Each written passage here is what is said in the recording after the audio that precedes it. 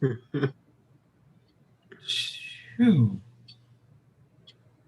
Hello, everybody, and happy Sunday. Welcome to Dishin Days, where we're serving up a full dish of this week's episodes of NBC's #1 award-winning hit soap opera, Days of Our Lives. After a week break, I am still your host, Tony Moore, and I am joined by my gaggle of gals. We have given us full lumberjack realness as always.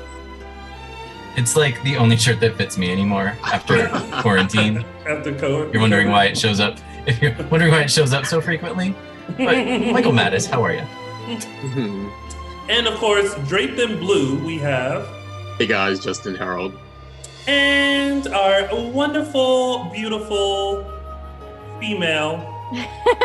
And really great lighting today. I have a shadow. Yeah. I have a shadow. It's not super great. Hi, everybody. It's Araceli. It's a soft shadow. It's good. Yeah. Little soft shadow. Thank you guys so much for tuning in live. If you're watching us later, we appreciate you too. Don't forget to follow us on all social media platforms. We are Dishin Days Show on Facebook, Dishin Days on Instagram, and _Dishin Days on the Twitter. Just found out that they may be out of quarantine starting in June here in LA.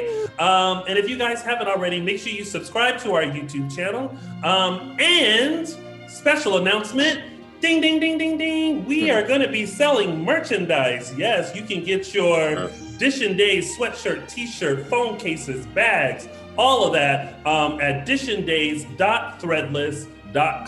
We will be sure to post that later on. Let us know if you like it. Do you like the sweatshirt? Yeah. Yes. I love the blue. It's The blue amazing. really I know.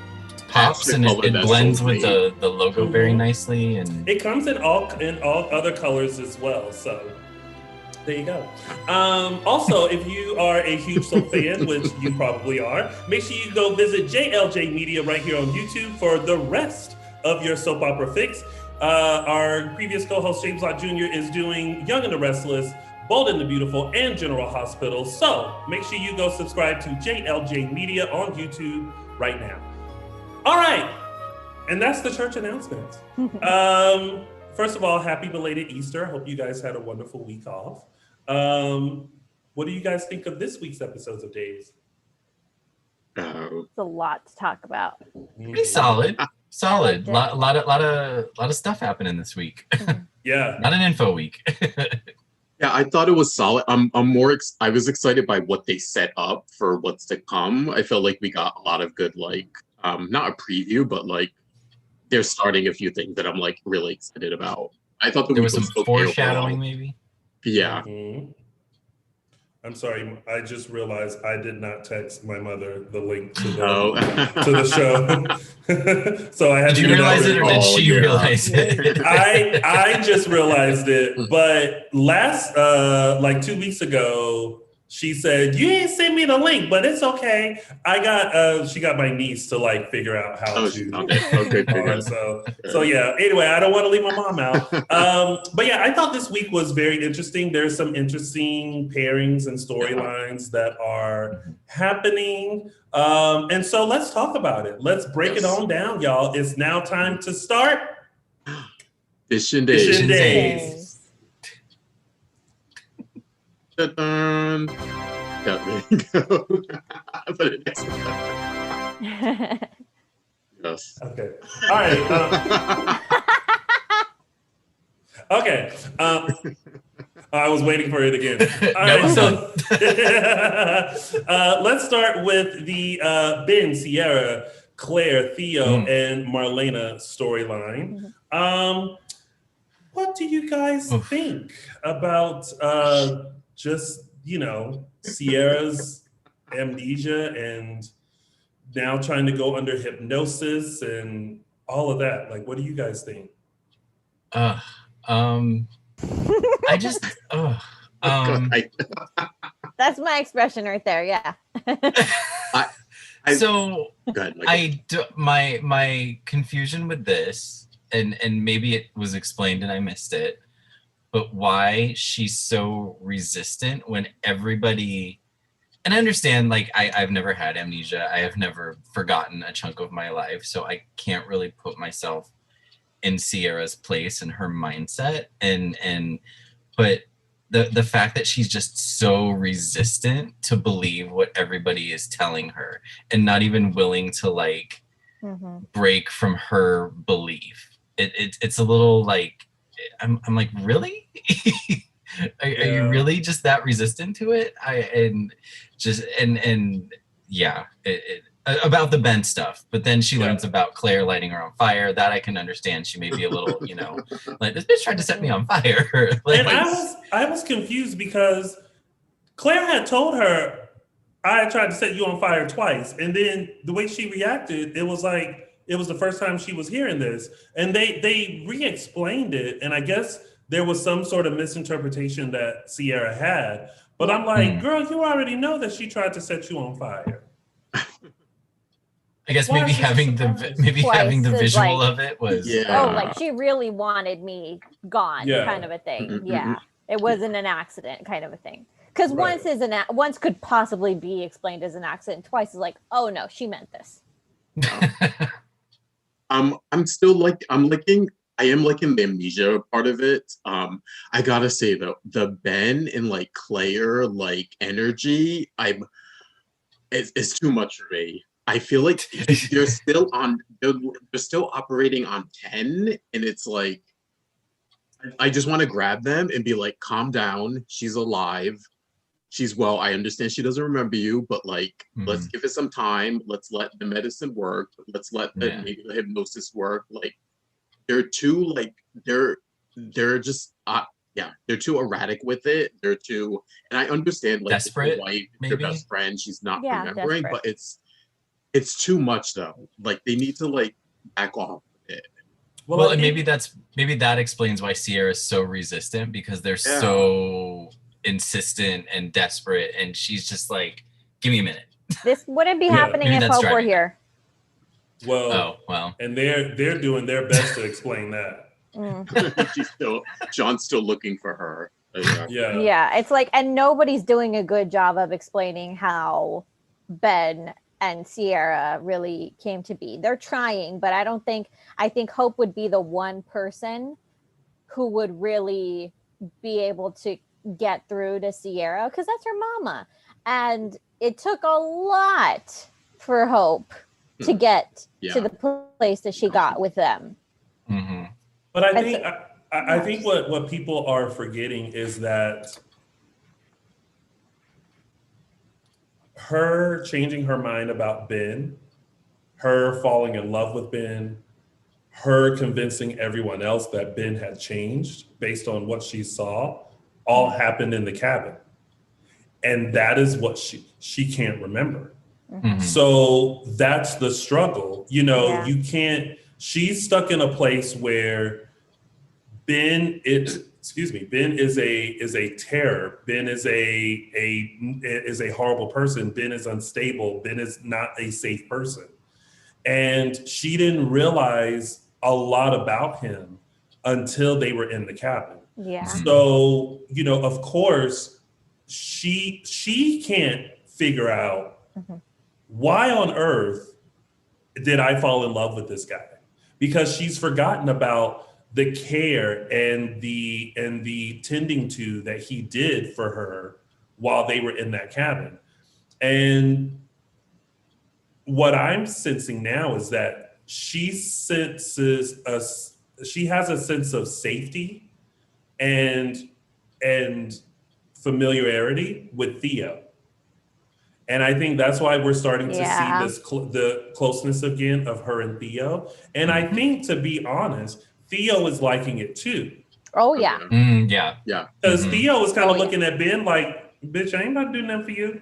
And he's like, I actually like his position. He's like, I don't really know you like that. He's like, you may have like, you sort of became this better person when I wasn't around. Yeah. And I sort of took it as secondhand information, and everyone says that you've changed and you married Ciara, and that's all good and nice. But like, I don't know you like that. And I'm going to be here for my friend who may not remember you, but she remembers me and remembers our history, our lifelong history together, kind of a thing.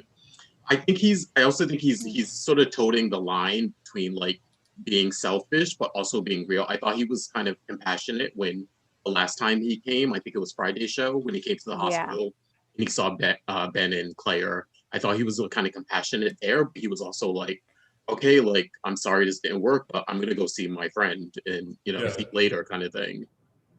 I think he's the only one that's just going to allow her to remember on her own and not have that pressure. And I think that's why there's a sense of safety and comfort, because everyone else is pressuring her. Everyone. Ben, Claire, now you have Marlena coming in to do the hypnosis. And I think it's like, she's just kind of like, I don't right now, I don't want to remember that. Yeah, but there's a difference between, and this is where, this may be the very first time in the character's history that I'm actually a little upset with Theo. And I never thought I would be. Yeah, because there's a difference between not wanting to pressure her to remember and actually not wanting her to remember. And in all of these flashbacks and getting into his mind, it's kind of looking like he doesn't want to remember because maybe the last few years haven't been great for him. And now all of a sudden he has his best friend back and it's like nothing has changed for them, kind of a thing. It's going back to this, it is going back to this place of really great friendship and security, and that maybe exploring the what if had circumstances been different. But it's like wanting, it's almost like he wants to erase the last few years as well. Theo does? Yes. Didn't someone call him out, like not wanting Ciara to remember? Was it Julie? Julie Julie asked him, and he very compassionately said, I'm concerned that I don't want to remember her to remember all the bad things, which again is great. But you know what? That's life. You have the good with the bad, and you don't get to just, you don't get to just erase it. And that's what that's where I think he's wrong. And that, of course, you don't want people to remember the bad stuff, but that's life. She had a lot of great joy in that time too, and she's just supposed to forget all of that. Yeah. I have to say, I'm going to agree with, even though I told him off a month ago, I have to agree with Patrick TV when he says that Theo isn't doing anything wrong. It's not Theo's fault Ciara can't remember, but remembers him. It's called selective amnesia. Yeah. I don't know if it's selective amnesia. She's just not remembering. She's going back to the past trauma that she had. But Patrick is right. Theo isn't doing anything wrong. Theo is just simply being a friend that she knows. He's not doing anything wrong yet. My fear is that he's gonna take advantage of the situation. Yes, I don't think so. I don't think Theo's not the type to take advantage, but it's more like let his guard down. I honestly think you guys have Theo is probably the most real, the most authentic, the most 100% honest person. And I really think that he is just simply caring for Ciara and being there for her and not adding that extra pressure to remember. 100%. That's what he's doing right now. My fear is that he's just letting his emotions build. I think there's a struggle in his mind of wanting to almost wanting to take advantage or use the situation to his advantage, but also to not. And he clearly has feelings for Ciara, and he's seeing that she, now with her amnesia kind of has feelings for him. But I think I almost saw him struggling when he, went into Julie's place and just straight up ordered the drink. I think he's almost struggling himself with, what do I do? And maybe you're right. Maybe taking advantage isn't the right way to put it, but does he go with his feelings or does he not? I think that's his struggle. Yes. And it's when you're this person that is so selfless, you spend your whole life being selfless and caring and the go-to person, it's almost a shock to the system to ask yourself, can I be selfish Right. Yeah. about this. I mean, Theo's And some great. people and some people get to the And that's point true. where they're like, no, I'm done. I'm gonna be selfish. Like they get sick of, putting themselves aside for other people. Yeah. And maybe that's a little bit of what's happening. But that's what Ben is doing. Because remember, they both had that same dream, right? Of that dream of Ben finding Ciara and holding the Through the Looking Glass book, right? Mhm. And then they had that same moment of connection again. And right off the bat, Ben went to her house, mind you, No, banged on the door. and was like, I remember this. I know she felt it too, which she did, but it's kind of like, Pushed okay, but just allow her allow her brain to, massage that thought and really like this looks so creepy. And really like get into that, Side note, I also want to say someone in the chat room was saying that the new Theo isn't like playing the autism part, but I think we need to remind people that people with autism, like it's a spectrum, people. There's no way to act that. one way to Yeah. play autism. I'll fight you on it. I will. Yeah, it's like, and even Kyler Pettis. Hold on, can I just take a moment? Have you stopped taking a moment? Can I take a moment and say, and I mentioned this to you, Tony, how that kid will not post anything for months, and then when he does post, Yes. it's like, I know. My comment on it. So, but what was I saying? Oh, Kyler, yes. The way that he played Theo, you sometimes would forget that he had autism. Yes. And there's no way to like play that. He was very innocent and just very like, and I think the new Theo, Cameron Johnson, he's playing it the same way. He's just very nice. He's just very like honest and open. He just looks different. The honesty part, that's where you see it. Yes. Yeah. Mm-hmm. Kyler paid autistic by always being in a towel. That's what John Del Rey said. Thank you. Yes. Oh, we appreciate goodness. that. But that's pretty much it with and it basically ended with like, Ciara remembering not the first fire, but the second one. mhm. And going off on Claire and calling them psychopaths and all that kind of stuff. So and being in Theo's arms and just saying like she doesn't want to remember, anything to do with Ben Weston. Oh, I have a pitch. Mm-hmm. I know what'll work. Bring back Will. Oh, to like have that perspective. Bring him maybe? back That's now. That's interesting. Oh yeah, because he lost his memory. Will is the only other person on the planet. Well, Also, at least yeah, not I know mine, what you but he's the one person who would know literally exactly what Yeah. Ciara is going through. That's a good, yeah. So with Jack didn't have this memory either. Yeah, but Will Will was attacked by. yes, that's what I think, Will like, went through yeah. it with Ben for Becoming friends with Oh, yeah, got for it. Will to come back Mhm. and to say he and I are actually friends now. We made How much he's amends. changed. That's That- huge. Yeah. Mm. He done killed me, but now we're friends. Yeah.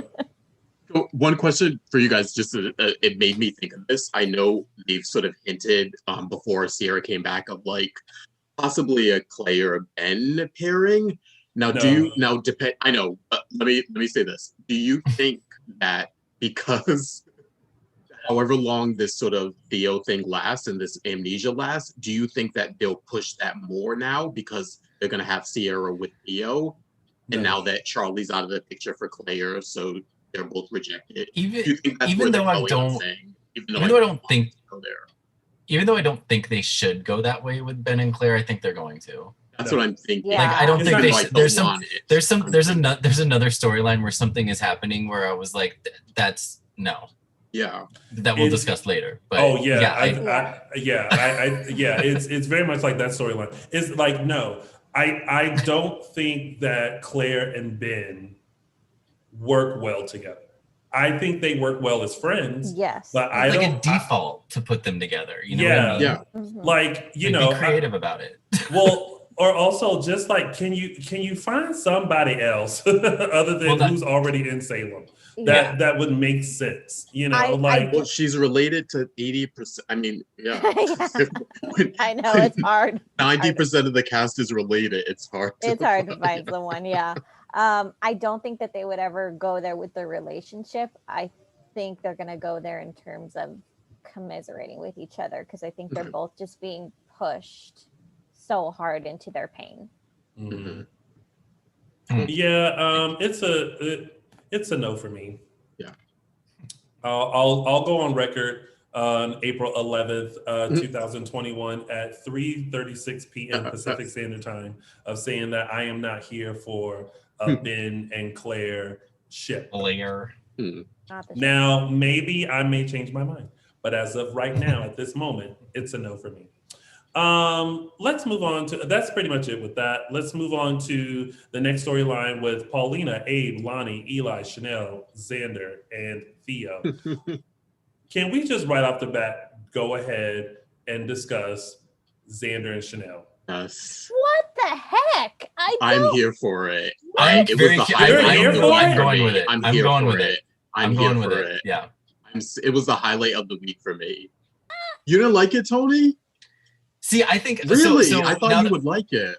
So this is So this is an example of how they're trying to be creative with a parent, and not just like defaulting to some. Not that Xander really had many other romantic options, I don't think, but like this is interesting to me. Yeah, and I was, even though it was kind of like, and I don't know how old have they said how Chanel is supposed to be? He's early 20s. That is where I have the slight issue, because they need to be clear about how old she is. Well, I know. No, she's of age. Yes. Even if she's older, she acts like a child. Here's the thing. She is of age, right? I think that if there was a more adult sophistication to her, that was still very spoiled like, I think I would be more on board. Yes. But because she still comes across as like, but mommy, I want the ribeye too.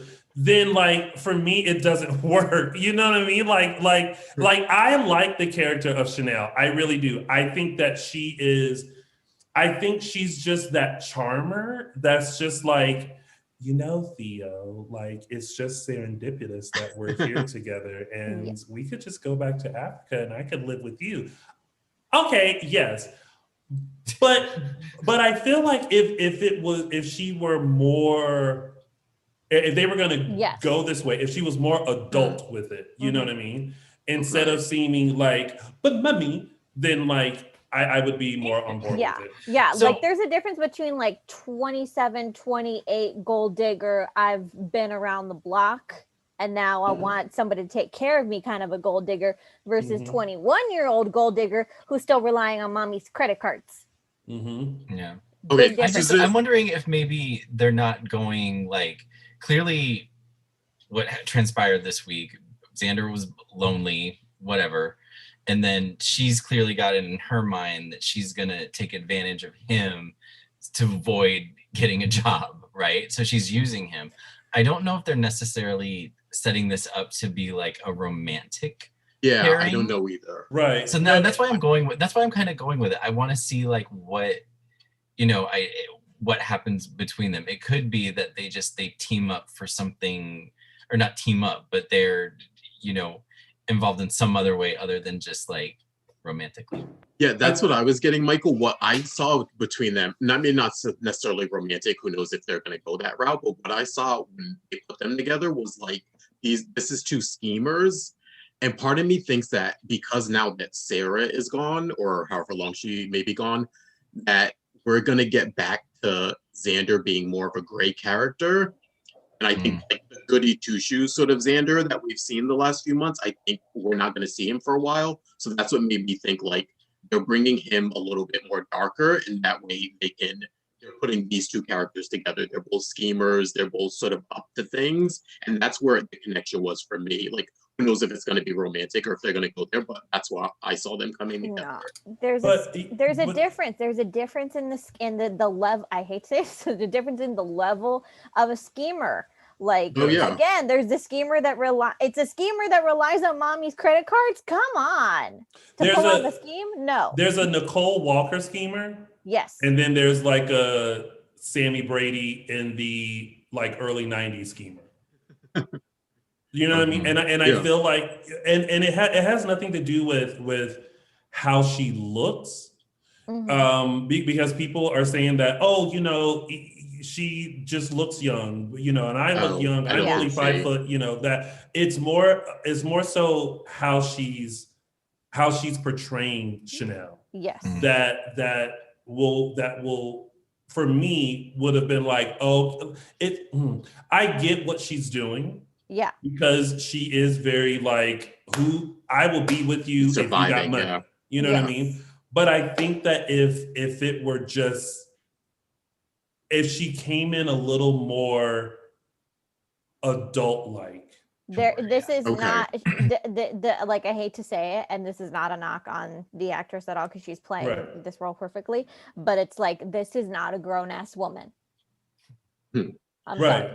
I think we're due though to see a different side of her. I think this is the gateway to showing that she's more than just the spoiled brat. So I think we're gonna get that. Yeah. Question. Now that Xander is no longer CEO, how much money does he actually have in the bank? $3.80 probably. Because I'm just like, AKA the CEO card is what she was like whipping out. I'm like, and all the cash. Yeah, it's like, he no longer has that job. Well, the other thing is that there are also two kinds of people who carry around that amount of cash. There are the people who do that because they have it to burn, and there are the ones that's like, it's because they're hitting all the bars. And there's your tip money, bartender. Keep it coming. Wait, what? I missed that. The different types of people who carry around that amount of cash in their wallet. There's the people who have it to burn, so they don't care if they happen to get robbed. And then there's Xander, who is hitting every single bar in town and will shell out all the money to the bartender. Keep it coming. Keep it coming. Got it. I mean, at the end of the day, he's still a Kyriakis, so. Yeah. I mean, there's no telling like what he's made so far, you know, and what he's like banking. You know what I mean? That's true, but I'm just like, I'm waiting for Xander to just like, and maybe I put too much more faith in Xander than other people, but I'm like, dude. Well, right now I just feel bad for him, but I will say, you know, I like drunk Xander. I like, you know, messy hair, sloshy, slightly angry Xander. I mean, I do. I mean, you know? Not even Julie feels bad for the guy. Yeah. She's not like, I mean, she's still rolling her eyes at him, but even she feels bad for him.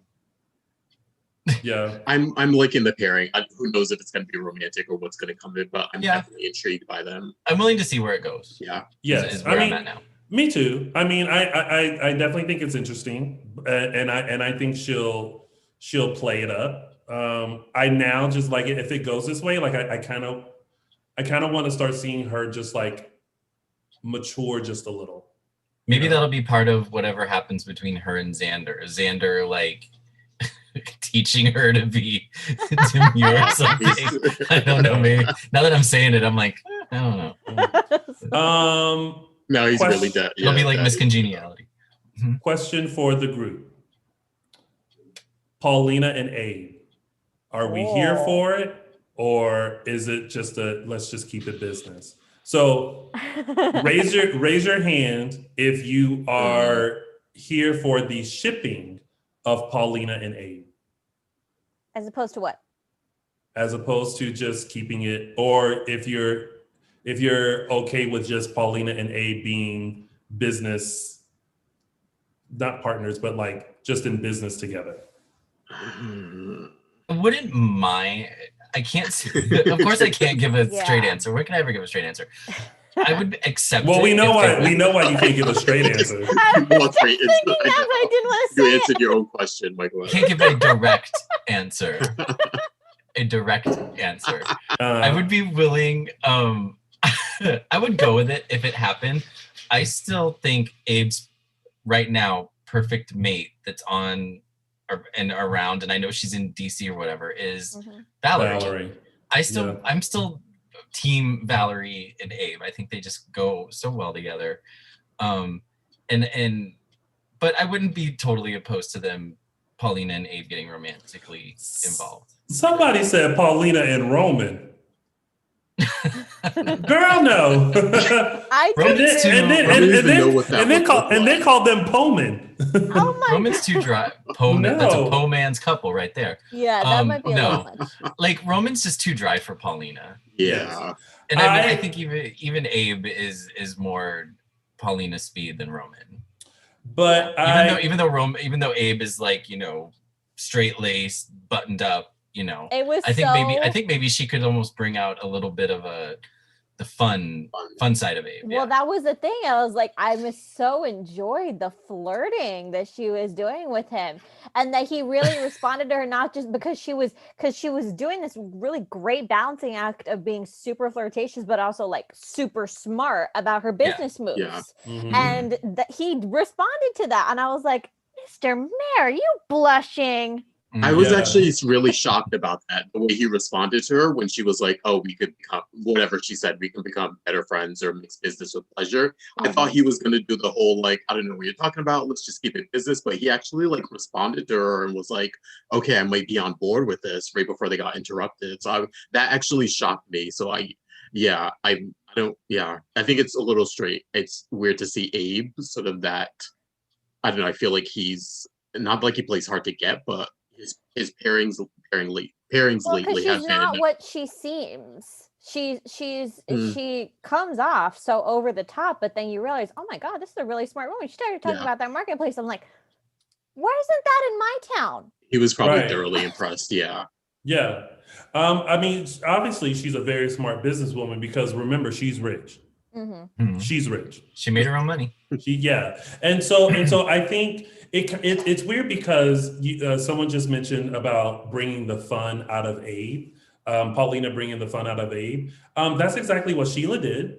Sheila brought this side of Abe. Sheila. Yeah, and I think we were kind of on board. I was kind of with Sheila and Abe, but I don't know. I just I may change my mind right now. I just like that Paulina is coming in and saying, hey, I think we should do this. And Mr. Mayor, I need your help. I kind of like that friendship that could be possibly building, especially since like she is his daughter's aunt and, and everything like that. So I'm kind of on board. I'm not sure where I fall on the romantic side because I agree with Michael that oh my God, that's the first time I've ever just called you Michael and not Michael Mattis. But I do think hit my ears right either. Huh? It didn't hit my ears right either. Right. And I was like, oh, what? I do agree with Michael Mattis that Valerie was perfect for Abe. So we'll see. Another question for you guys. Are you happy that Lonnie and Eli decided to keep the check, or do you think that they shouldn't have kept it? I agree wholeheartedly. They should have kept it.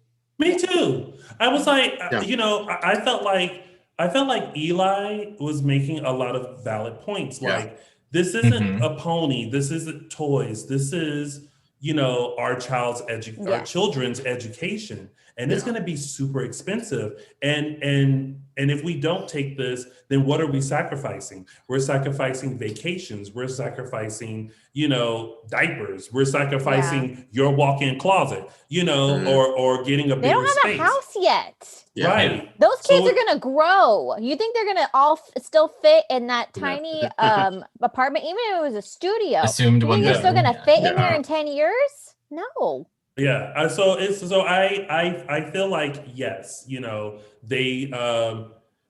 they should have taken it. Yeah. And look, write in $2 million and keep it moving. Yeah. You know, And the thing about it just put is, it in a trust fund for them. and the thing about it is that Lonnie was trying to make the point of how, how Paulina would do this when she was a child. But I think there's a big difference between the Paulina she described back then and the Paulina now, because that was over the top and way, and it was like it was gifts. It was nothing that you could possibly benefit your child's education or knowledge of the world. But remember, it was also making her mother feel as if she couldn't provide and give those things to her child. Yes. And so that's another different feeling. Exactly. And now I think with Paulina, now that she sees that she basically gave a blank check to her daughter, but it wasn't regulated, kind of a thing. So now I think the reason that and I think this kind of goes into why she's so passionate about changing the town square. I really think she's thinking long terms in terms of building up a community where her grandniece and nephew fit in. Where they can really grow. When it's okay, so this would be no surprise, but selfishly, when Paulina was like, this could be for people of color and LGBTQIA, the first thing I thought was, if somebody doesn't hurry up and create Terrence so that he can come into Salem. Terrence chic. I like it. What would your storefront be? If you could do that, if you had your pick of anything, what would it be? Or like you're her assistant or project manager or something. Yeah. I feel like I would maybe do like a javacafe.com combination. Like some sort of or maybe a club TBD with drag bingo and drag shows. Like a hamburger Mary's, but in Salem. Yeah. That's what I would do. Oh my gosh, y'all! I feel like I've gotten to a point now where I feel like I've talked about Terrence so much that even now I'm starting to wonder, why hasn't this happened yet? It's long overdue. I won't talk about it anymore, but listen, as they continue to build Salem, Terrence is available. Someone said Terrence toning gym. Let me tell you one thing Terrence would not own is a gym.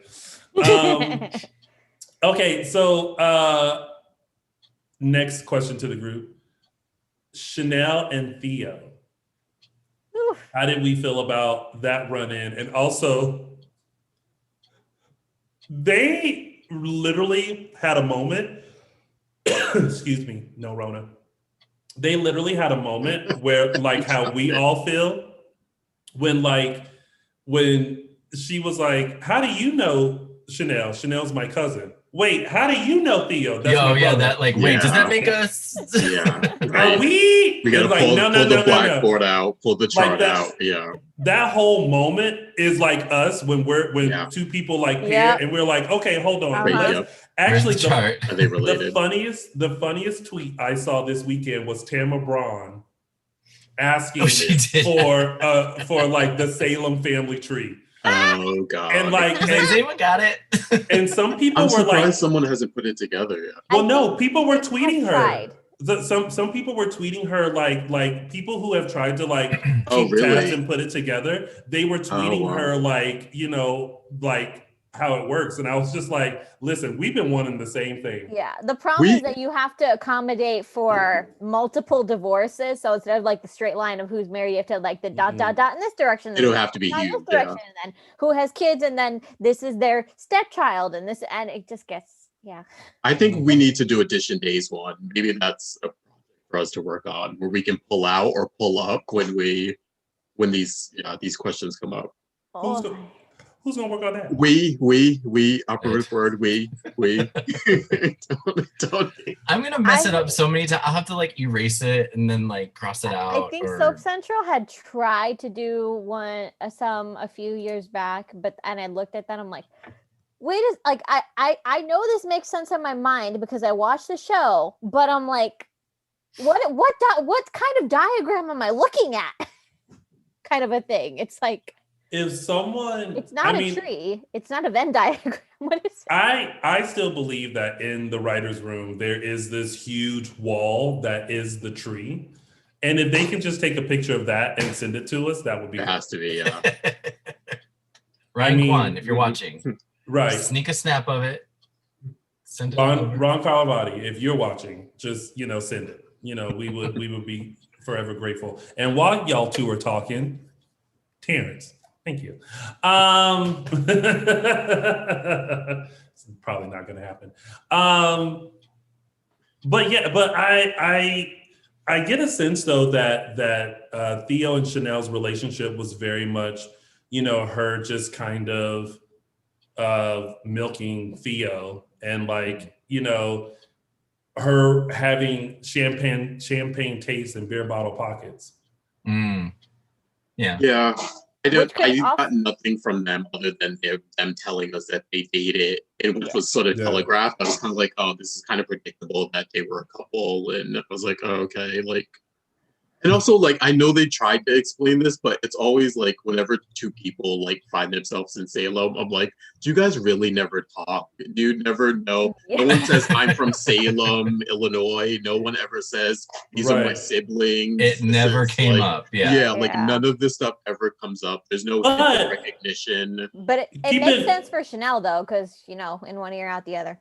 Well, but also keep in mind, Chanel and Lonnie are cousins. So sometimes you don't know where your cousin is. Right. And, her mom hasn't been living there. Her mom just showed up there. So it probably never would have came up in conversation, Good point. Yeah. Although if Lonnie, you think about Price, none of those names came we'll see. But or Chanel's going to Salem, where do I know that name from? A Facebook group, nothing. But if you think about it, based on Theo's reaction later, it's ordering a whiskey sour. I was like, oh, damn, she really did not leave a great impression on you. Yeah. I think that might be adding a little bit. That's why I said I was nervous about the whole Theo and Ciara thing, because I feel like he just didn't come off of that relationship in a great place. To go from someone who all she did was use you and then come home and be reunited with the most caring, your best friend in the entire world. That's a huge dynamic shift. So I think that's adding something to it. Yeah. All right. Well, we'll see how that story unfolds. Next up, it is now time to open up the case of who done shot Charlie. We all know the characters involved. Let's review the new evidence.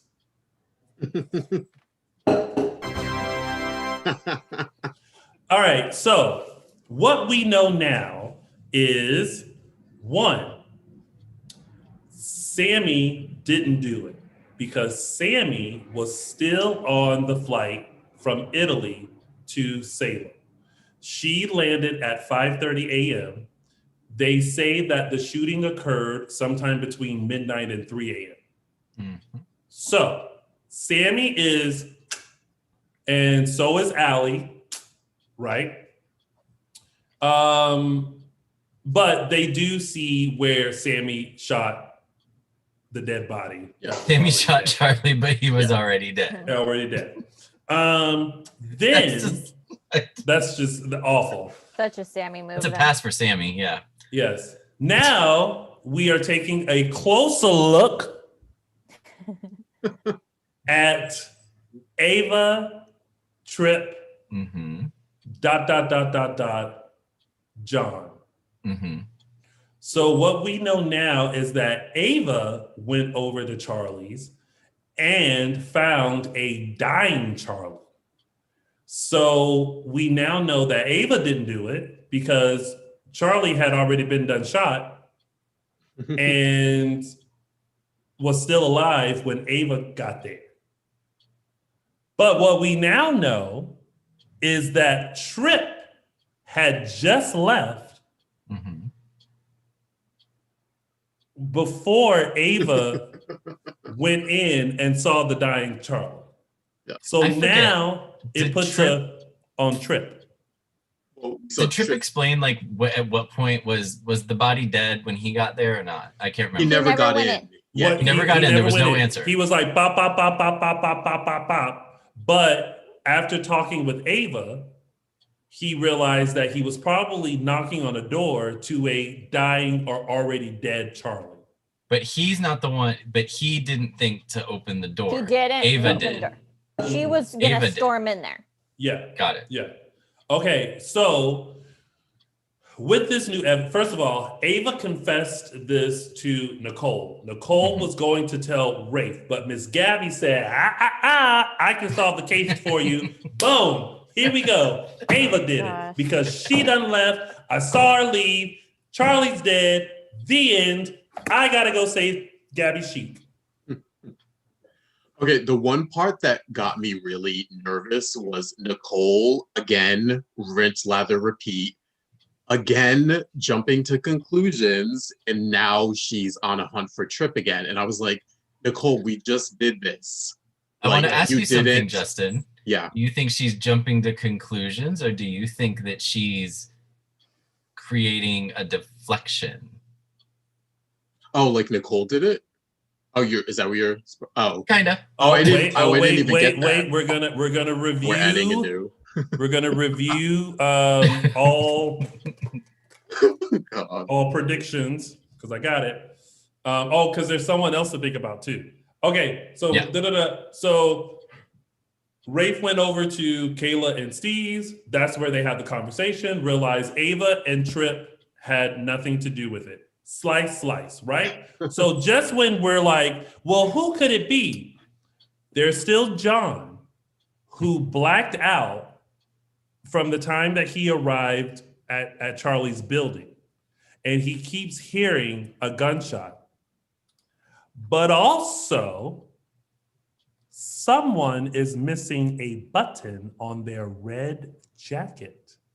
Mm-hmm. And said button is being held as evidence at Rafe's house. Why is it not at Salem Police Department? I know. Why is that? That was a question to me too. No, he took all the evidence. Yeah, he took all the evidence home. He took all the evidence home. It's like, wait a minute, you can't do it. You can't just sign out evidence and take it home.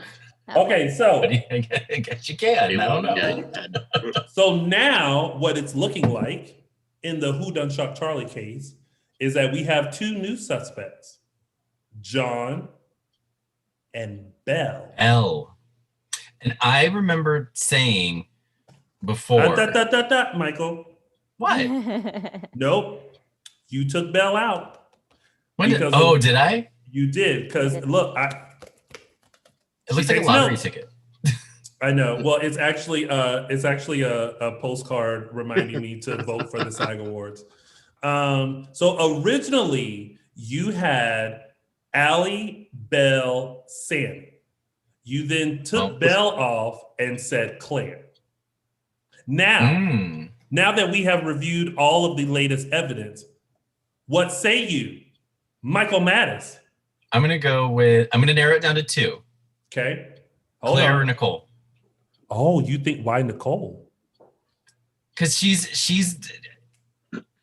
just seems very involved in this whole thing, and she's pointing the fingers. She seems to be just like fueling like look over there, he did it. Look over there, she did it. You know, like almost like all to keep suspicion off of her. Like she's almost like doing it out of fear that it'll eventually turn to her. But yeah, so but again, if Belle's coat is the one missing the button and the button was found on the scene, then, but I'm going to narrow it down, Nicole or Claire, because Nicole didn't like Charlie, and I feel like Nicole shot people before, right? Oh, Nicole? Sure. Yeah. Sure. I don't know. Like I would hear like, oh, Nicole shot Charlie. I'd be like, yeah, sounds like Nicole. You know, right. I don't know. Okay. So those are my final. Those are this week's. Those are my two. We now have you down for Nicole or Claire. Okay. Mm-hmm. Araceli, with the new evidence that has just been brought forth, what say you? Are you sticking with Johnny? Johnny. I am. Okay. But you know what, though? I'm not mad at you about that because we'll get to this later.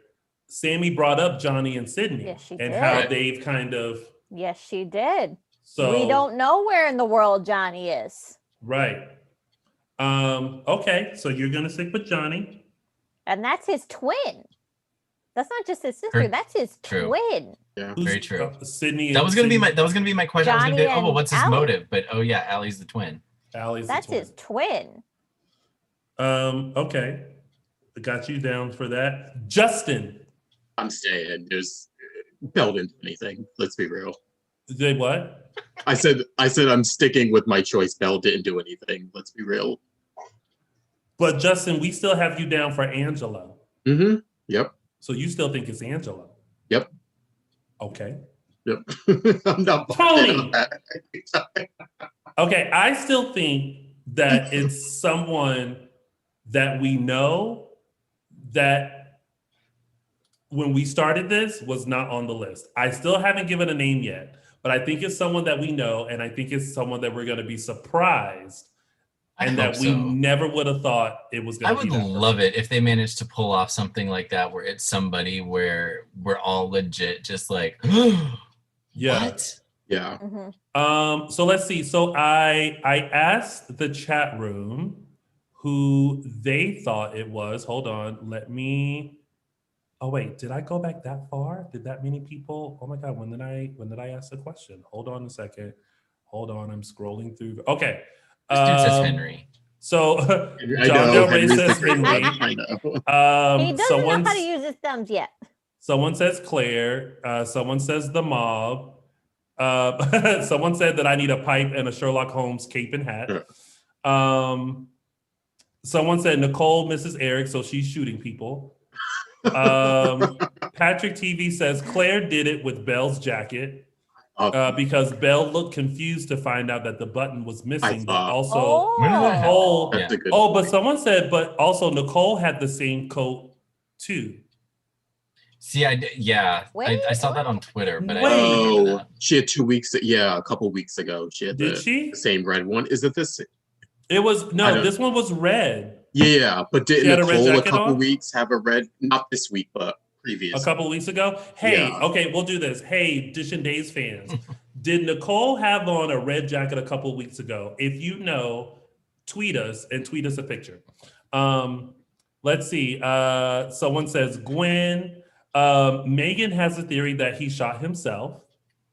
Someone says Charlie. Someone says Jan Spears. That can't be because she just woke up. She just woke up. Someone said Colin Murphy, who Colin's dead.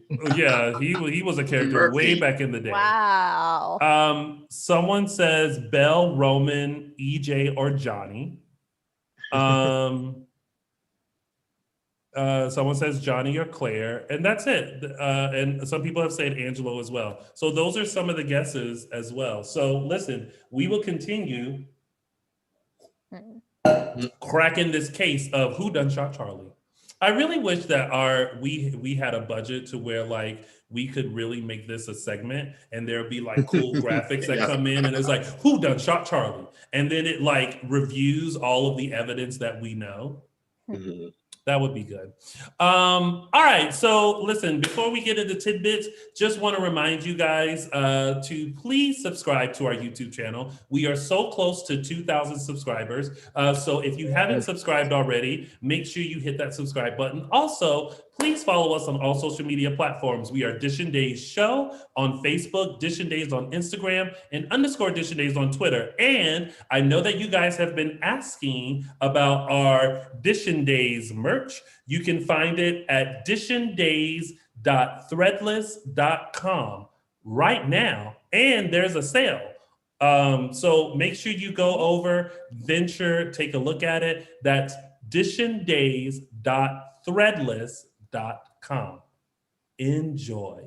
Now we're going to move on to tidbits. So we have Belle, Jan, John, and Marlena. Smart move, Belle, to just be like, we ain't gonna press charges on you, Jan. You ain't gonna press charges on us. So, but then I was just like, but can you sign a contract that basically says, I don't think you can. Oh, in I don't- Salem I you don't- can. no, In you can. Salem you can. Oh, you can? Here's my rationale for that. If the Yeah, no. if the contract, okay, well, I'm gonna say this out loud. If the contract between Anna and Christian was legal, then from 50 Shades of Grey, then this I think should be legal as well. There. It's legal Okay. in Salem, yeah. right? I mean, it's basically a signed confession, in my opinion. But Yeah, right. I mean, know. I feel like that. Well, first of all, I actually thought for 2 seconds Jan had me. Hold on. Potentially illegal things if Ken's allow. I don't know. See, you release merch stuff and people are already making requests. Someone just says, "Can we have a V-neck shirt?" Oh, yes. Can you buy the stuff that's there first, and then maybe It'll be we'll- next. we'll spring Still line. building people. The fall line. revisit. We'll revisit some things. But what were we talking about? Jan. Dan sort of. Jan, yes. So she had me fooled because I actually thought that she had lost her memory. And I was like, Belle, Sean, like, come on, y'all, like, ease up on her. But then she was just like, yeah, whatever. I remember everything, and I was like, oh, That was a quick turn. okay. It was like a commercial break. She came back and was like, yeah, I remember everything. Right. I'm just like, oh, well, all right then. I'm happy she's back, though. Mhm. When they first sort of got rid of her, I was like, oh, they could have done so much more with the character. So I'm happy she's back. Yeah. I almost started mentioning the April 1st, the April Fool's Day episode. But I do think Marlena is worried about John. She's really trying to keep her cool, but I really think that she's concerned, especially since he mentioned that he blacked out and he can only remember the gunshot. Yeah. I think that she is she's generally concerned, I think. Oh yeah. And she was getting very frustrated with him. Yeah. So okay, well, we'll see how the rest of that unfolds.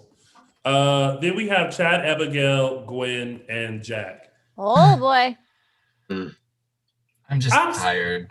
I'm Here it sorry. I have to say, I loved Abigail Marcy Miller this week.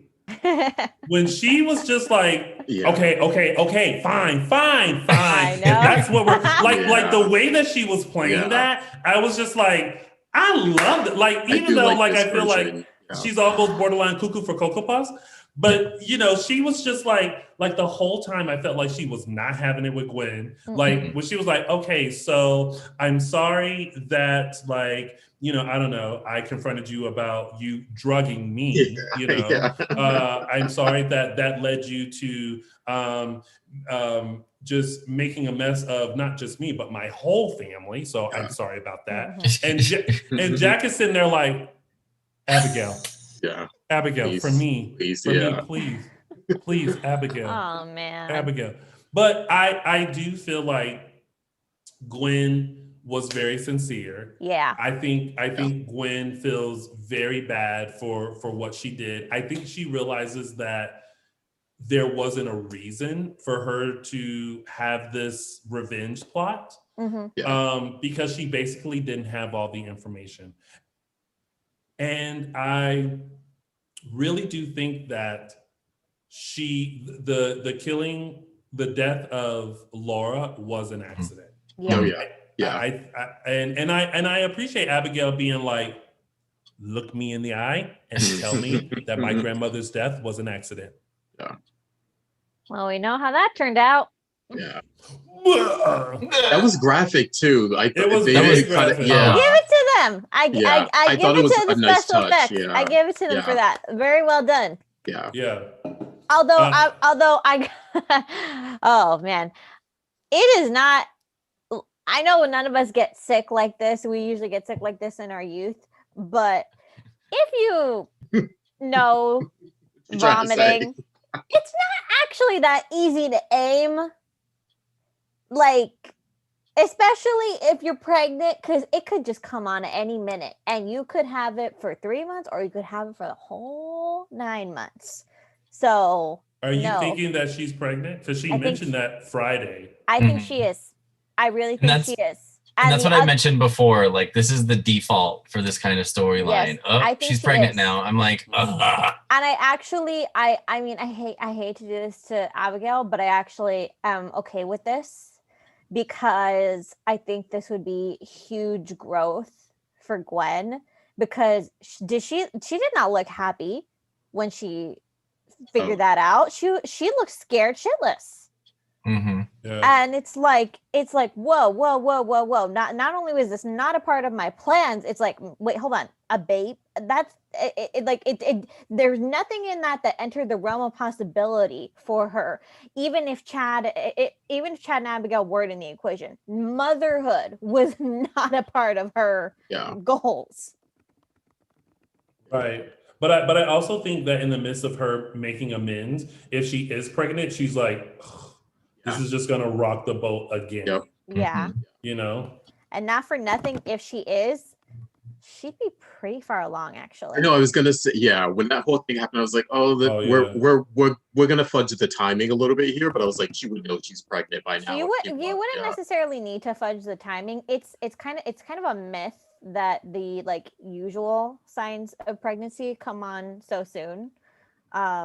Yeah, but she would be 4 months at this point. She would be. Well, yeah, give or take. She'd be right on the cusp of the 3-month mark. Mm. Yeah. For me, as soon as she walked into the Mirror Mansion, I was like, something just told me I was like, she's pregnant. And And the funny thing is, I thought she knew for a second. That's where I thought she was going with the apology to Chad, and that's what made me think it. But having her sort of come to the realization at the end. And did you guys notice she was with her phone doing the calculations? Yep. Did you? Yeah. So I was like, okay, that's how late she was. Yeah. I mean, listen, I'm hoping maybe she was faked out. Like maybe she ate a bad frittata or something like. Or eggs. Or maybe she had bad eggs. Yeah. She had bad eggs. She had some eggs over at Marlena's. Oh god. Yeah. I mean, listen, I know what Gwen is going through because I've had some scares myself. Yeah. Tone. Thank you. All those WeHo nights. Thank you to CVS. 24 hours. I was able to take a test. Is that what you were buying there? Yeah, I was able to take a pregnancy test and go, whew, all right. Not preggers. I wonder if my mom is watching and she's gonna text me and be like, what are you talking about? I forget now that my mom watches the show, so I can't have these type of jokes anymore, even though I'm of age. You can't say these things in front of your mama. I purposely told my mom the first time I bought a pregnancy test, I made it very clear it was for a friend. It was 100% for a friend. I was like, hey, listen, you're going to see this. I need to explain this. Not for me. Not for me. And then I mean, I'm going to be honest, when Gwen was talking to Chad, I was halfway paying attention. So I assumed that there was a nice apology there and they let bygones be bygones and they just moved on. Yeah. Perfect. And there's that on that. Okay, let's get to Sammy and Lucas. First of all, there were some people who were very happy about this. I like when okay, so let's go through steps first. One,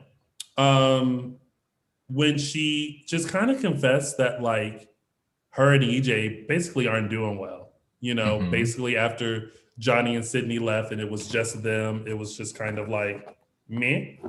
I was like, okay. And then, when she felt so comfortable to say all this to Lucas, I was like, this would be the person that she's comfortable with because Lucas knows her. Yeah. But I honestly have always been,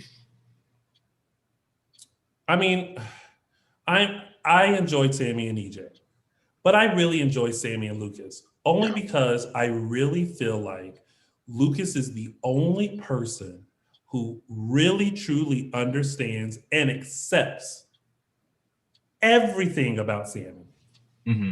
Everything. All her flaws, all her good parts, like everything about Sammy. And he's okay with that because he's always and forever going to like be there for her, right? Yeah. So when they decided, well, when Lucas like went in for a kiss, I was like, this feels right. Yeah. Lucas and Adrian never felt right for me, No. but Lucas and Sammy feel Oh, so yeah. right. I'm with you. I've Okay. always been a Louis fan. I've enjoyed her with EJ, and I do think her and EJ have something special. But if you ask me who I always preferred Sammy with, then it was definitely always going to be Lucas. I do think though that to disagree with you a little bit, I think Lucas, as much as he knows Sammy, there was a point where they weren't the same person. I feel like they were on different paths for a while. And now I think they're on more of the similar path now that they're older. I think there was a point there where when she got with EJ, I think EJ was very much like a carbon copy of her in some ways. And I think Lucas was on that sort of line between being like a good person or a bad person. He could kind of teeter either way. Yeah. But I think Sammy has matured some in the last few years, even though she's kind of with the shenanigans, she's matured some. So I think they're probably their most compatible that they've been in a long time. Yeah. And so I'm interested to kind of see where this goes. And Yeah. Sammy brought up a really interesting point of, she was talking about how much EJ has changed and how much he has gone through physically and emotionally. But I think she brought up a really good point when she brought up the kids saying, Johnny moved out. He was on his own, just like Allie is. And Sydney went off to school.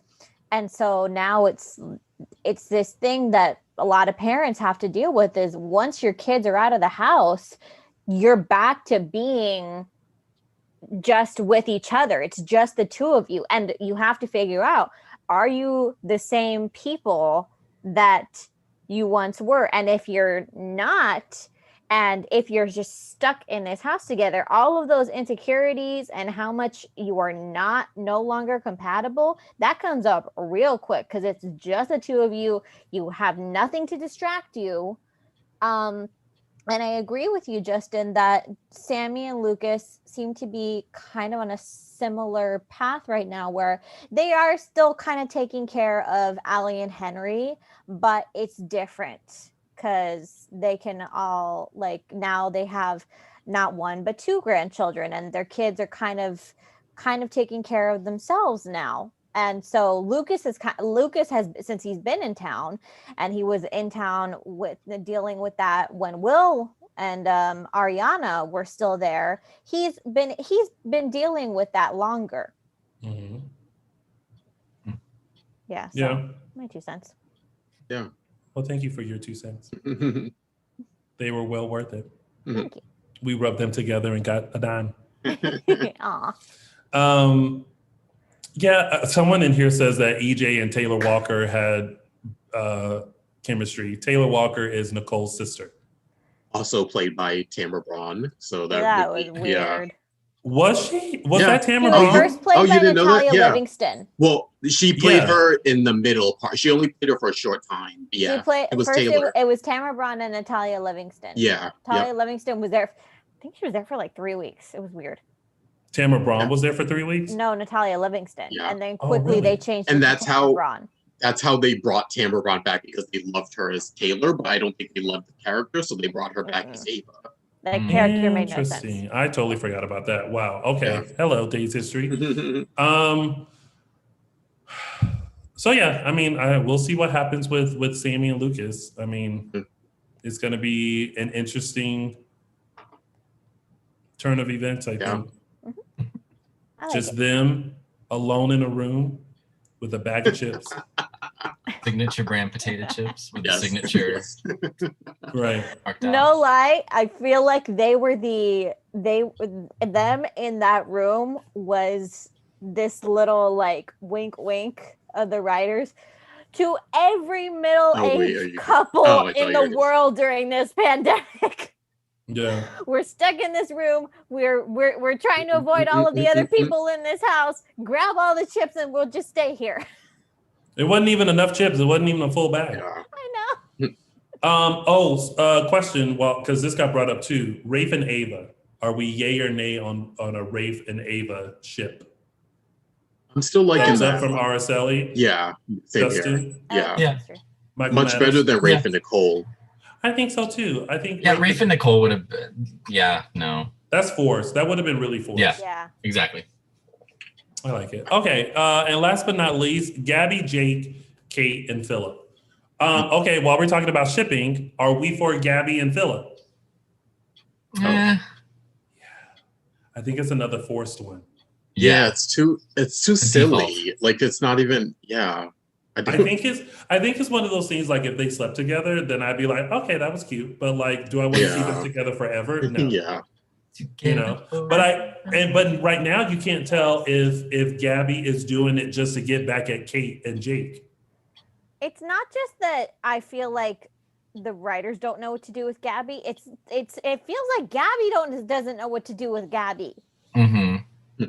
And I do feel like Gabby sometimes does default to that, I'll show you. Yeah. You took my boyfriend. Yeah, I'm gonna F your son. You know what I mean? And so what? I would be willing to bet that this is for Gabby. It's more about the getting back at Kate and Jake. Yeah. For Philip, I Boredom? I don't know. Boredom, exactly. like okay, she's here, whatever. He may be a little raw from the Chloe rejection. Yeah. And maybe that's what's driving him to do this. But I think for Gabby, it's to stick it to Kate. Yeah. And no, we don't need to get rid of Kate Myrtle in the chat room. No. Say what? Myrtle McGovern in the chat room was like Gabby and Philip for the get back at Jake. We just need to get rid of Kate. Maybe she means in the storyline. Maybe she doesn't mean. This whole thing. Yeah. Well, I agree. The whole storyline is beneath Kate. Just like I'm waiting for the Kate and Paulina toe to toe. There we go. Give me that. Yeah. I think it's brewing. It's definitely brewing. Now that Paulina's kind of put a stop to their lease as well.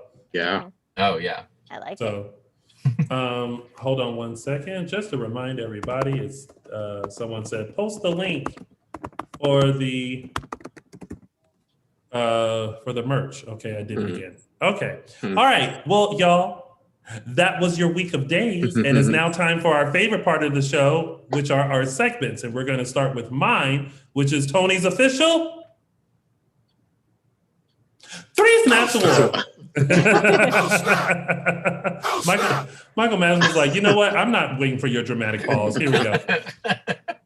All right. So my 3 Snaps Award goes to 2 people who felt like us on any given day when we're trying to figure out who, what, when, where, and why on the family trees of Salem. So as they were trying to figure out whether they were related or not, and going through the thought of, oh my gosh, I think I dated someone I was related to, we had this beautiful moment of, wait, huh, what, who, me, are you, huh, what? So my 3 snaps goes to Precious Way, Chanel, and Cameron Johnson, Theo, for having the moment that all fans go through of, are we related? So they get my official 3 Snaps Award. Oh, snap! All right. And now it's time for...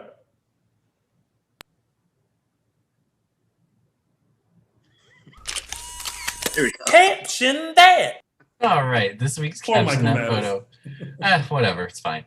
Comes courtesy of Abigail and Jack having their little discussion. And Abigail just not being very happy about something. Can't remember what she was saying. But this week's caption goes to Manuel Briano from Instagram with her caption, Dad, what do you think of my impression of Susan Banks? That's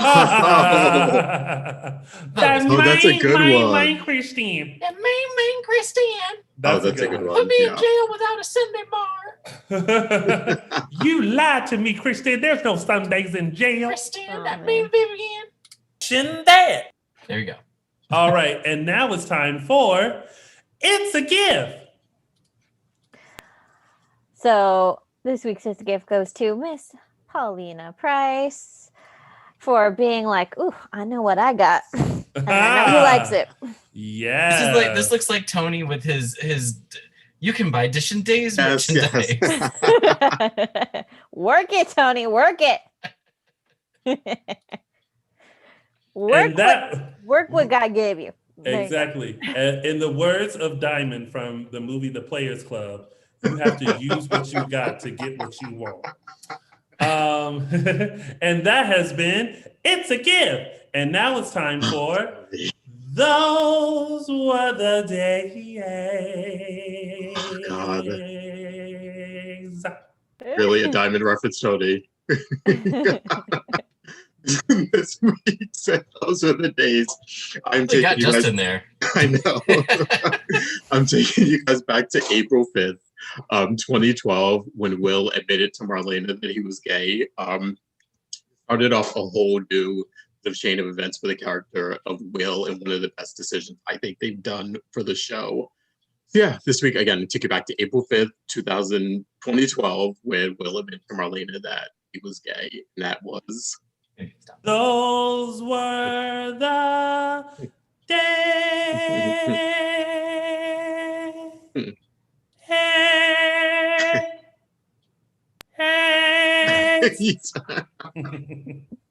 And now it's time. We also want to give a shout out to Me World 2, who has given us our very last Oh Shiz moment. Aww, the end of an era. It is. We want to thank Me World 2 so much for putting in all of his hard work and effort.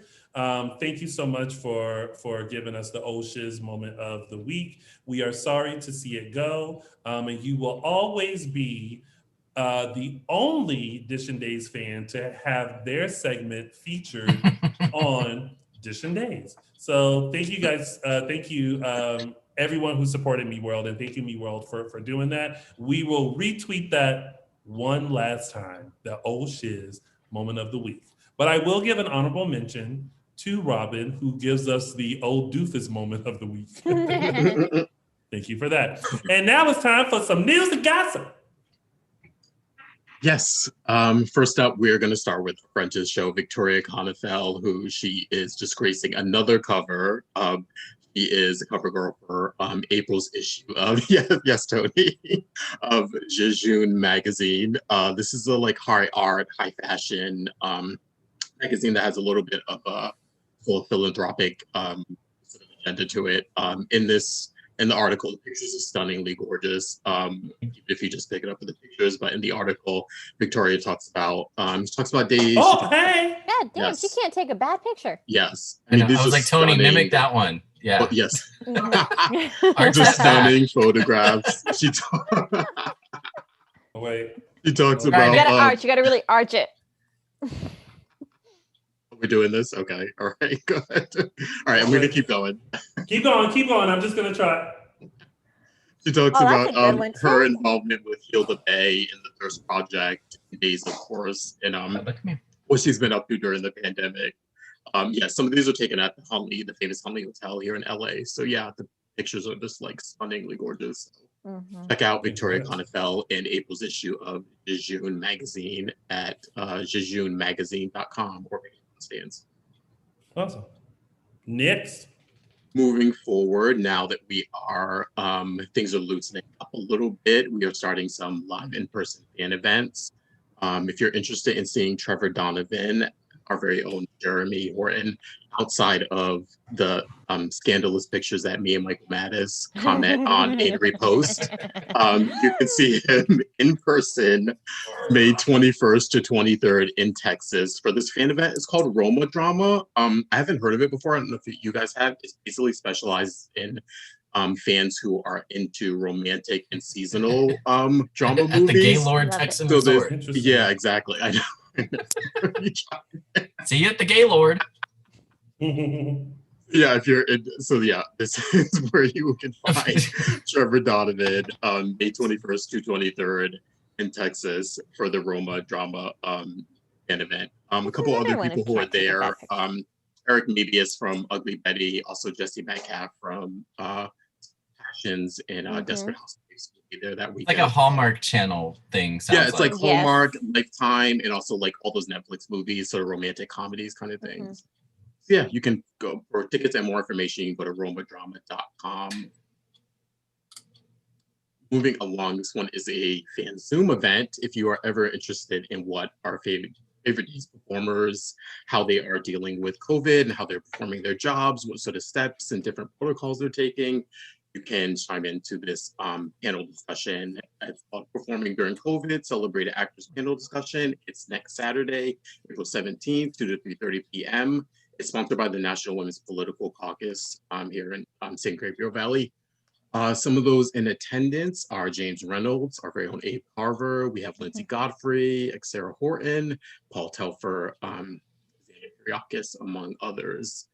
Tickets, they're doing a donation base of $20 to support the National Women's Political Caucus.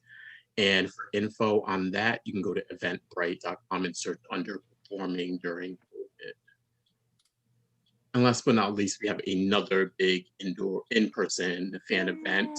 This one's taking place in my hometown, Providence, Rhode Island, in August 28th and 29th of this year. It's sponsored by Starstruck Fan Events. This one's a big one. It includes everything from a meet and greet to a cocktail reception to a sit-down dinner to a dance party afterwards, and capping it off with a Sunday brunch.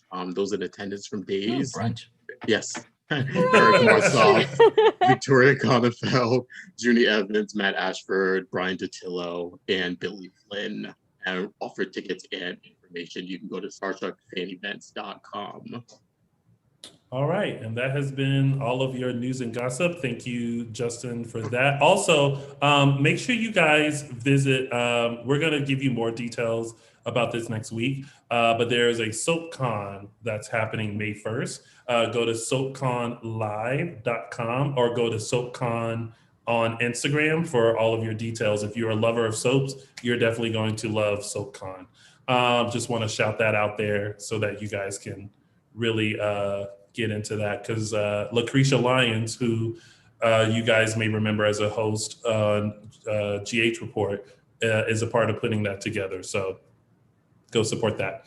Now it's time for a sneak peek at what is happening next week on Days of Our Lives. Now, if you want the extended promo, you have to go to the Dual app. This ain't the extended promo.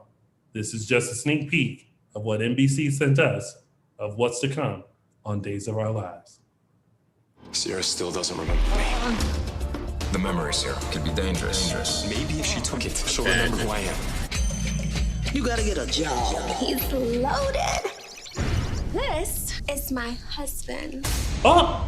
Ah! Wait, what? Okay. Ah! All right.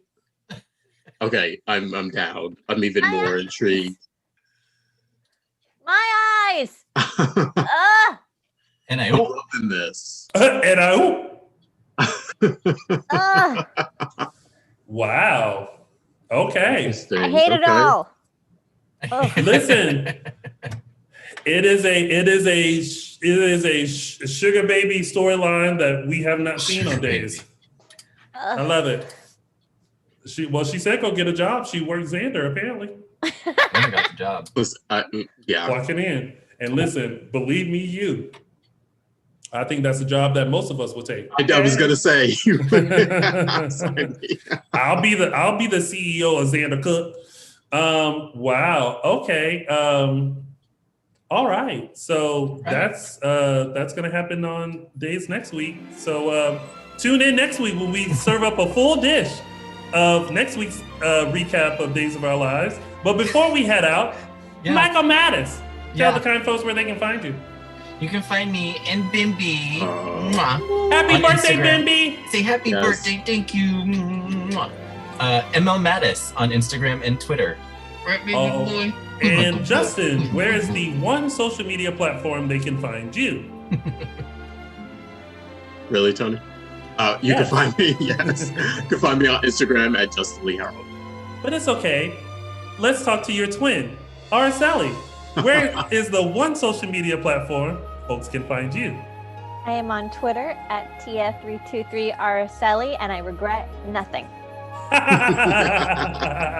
Well, you guys can find us right here on YouTube. Make sure you subscribe. You can also find us on all social media platforms. We are on Facebook, Dishin Days Show, Dishin Days on Instagram, and _ Dishin Days on the Twitter. And you can find our new merch. Oh, wait. Oh, gosh.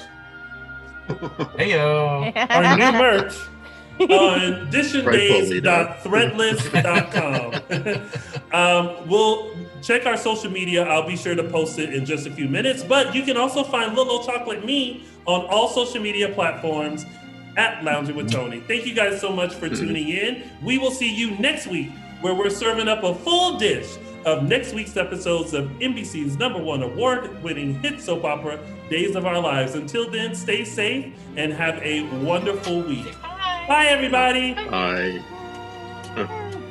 Bye, baby. Who's my good boy? In your little